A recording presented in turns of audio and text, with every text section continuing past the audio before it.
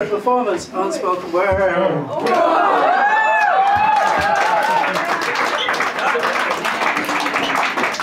matter what the poetry was, that was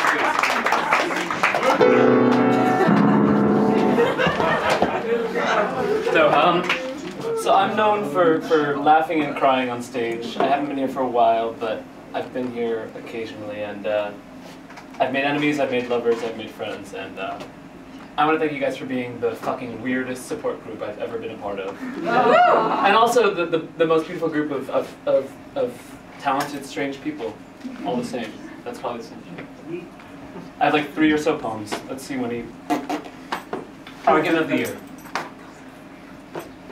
As a coward, I cowered. Drafted my plans along a matchstick's edge, truly convinced of myself and of, well, certain possibilities. Or impossibilities. Too drunk to dream, well, instead I invent in daylight, arrive late to conclusions, run circles around myself and hope that at least an honest intent would count for something, right? But the timeless feigning is frightening, tracing steps you've forgotten you had taken. So go on then, Mr. Politician, let us in on your fiction. As glass is a deceptive thing, you see it's something made entirely of nothing, just some big exaggeration. But vulnerable as I am, I'm not made of glass. My next one, very cheesily, it's a dedication to my best buddy on this whole fucking continent, Ben. Yeah, it's short, but he's long. It's the end of the night, I can say whatever the fuck I want.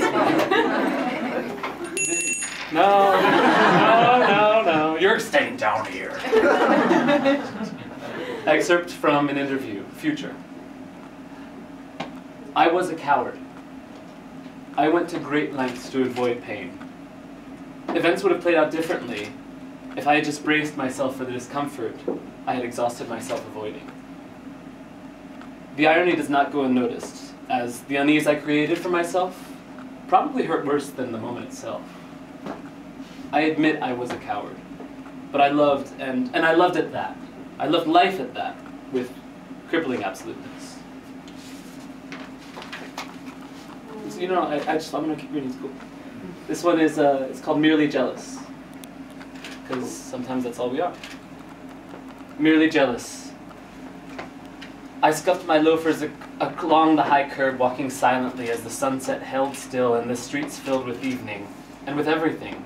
But I thought of nothing. Truly, truly nothing. I remember once you made lemonade with 10 real lemons whose mangled rinds were lain in tidy piles to rot and collect sun, at least for the luckier bees. You told me mint tea was more appropriate given the weather, but we emptied that carafe in 10 minutes anyway, as thirsty as ever. In Morocco, you said, there was every color imaginable, everywhere, and that the coffee was so cheap and so good, you thought hard about burning your passport right there and then. I would have too. But you didn't. You practical coward. Never mind me, merely jealous. You went on to say that lemons in markets are left to soak in brine, sold in repurposed jars and eaten at tea time, at least in Morocco. Which sounds perfect. Right now I'm content, inexplicably so, just to sit and hear stories of places I've never been, whose languages sound like mumbling to me, or at least songs. Not a soul knows where I am right now, which I like, of course. And I'm lying down next to a newly built mosque, with a scuffled shoe, and not a thing to do but tease myself with thoughts of you and memories of lemonade and nothing else. How much do I have? 2 minutes. Cool.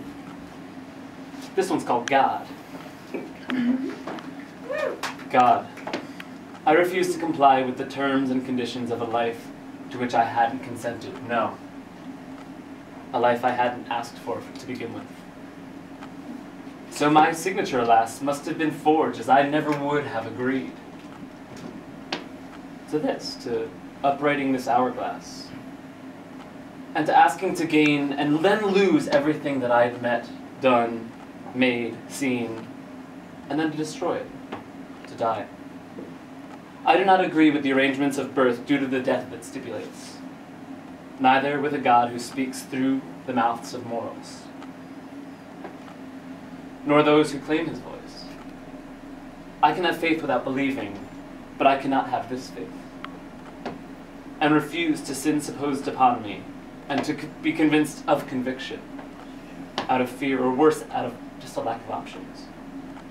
As great echo chambers boast but a solitary voice, and well, this all reminds me of these Sunday mornings when I looked for the news, expecting to be told that the world had been destroyed, or worse, that it just disappeared, and that I'm on my own. I hadn't noticed till this point that the streets had been empty. And so, delirious but safe, I ask, is the obliteration of self the only way to be good? Or is unrealized potential another only consequence of God besides safety? I now remind myself that regardless of all of this, I feel safe. So what does that mean? Determined, uncertain, I've now come to kneel before a broader altar, now sworn to abide by a cinder-block doctrine, all imagined by ancestors who have overseen debts unimaginable to me. And I'm trying now to say all the things I regret not saying sometime later from now, and this is a start.